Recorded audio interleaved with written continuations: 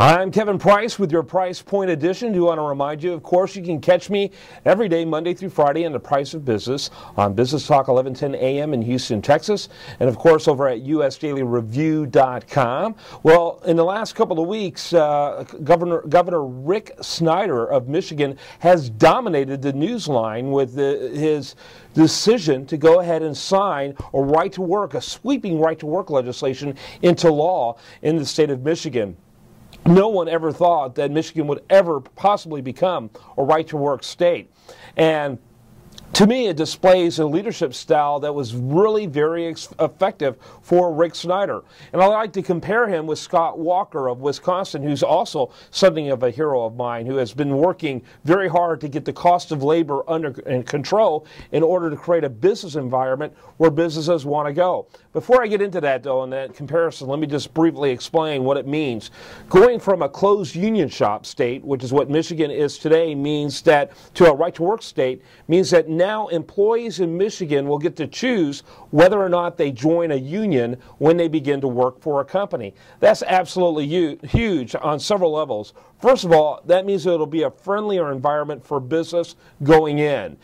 Business owners know that they won't have to overwhelmingly deal with a union problem just because they moved into a state. Second of all, that forces the unions to be more competitive in order to keep and attract potential members. And so I think it's huge for the Michigan economy. When you look at the 10 most prosperous states of the union, all but one of them are what they call right-to-work states. Meanwhile, if you look at the bottom 10, all of them are closed union shop states. Right-to-work tends to mean prosperity.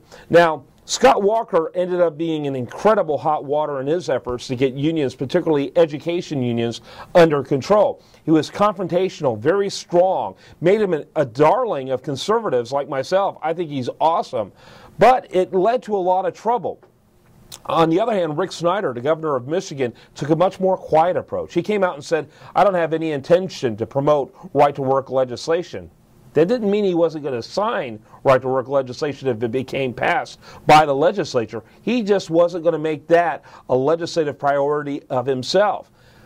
And so he let that work happen somewhere else. The Senate in Michigan, acting very prudently, decided to fast-track legislation for right-to-work. They decided, I think sometime early last week, by Tuesday or Wednesday, we're going to go for it. They announced we're going for it. We're going to have a vote in the Senate on Thursday. It passed overwhelming on Thursday. They put it on what they call a fast track, which means it could be considered by the House.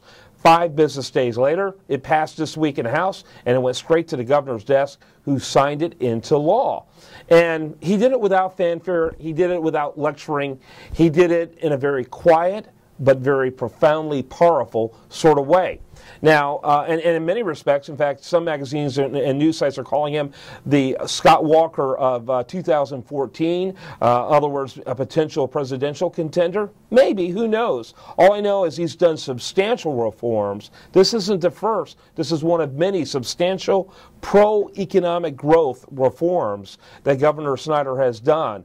And it seems like the best leadership in the country today is in those governors like the Scott Walker and the Rick Snyder, both with very similar philosophies but very different styles. I'm Kevin Price, and this is your Price Point Edition.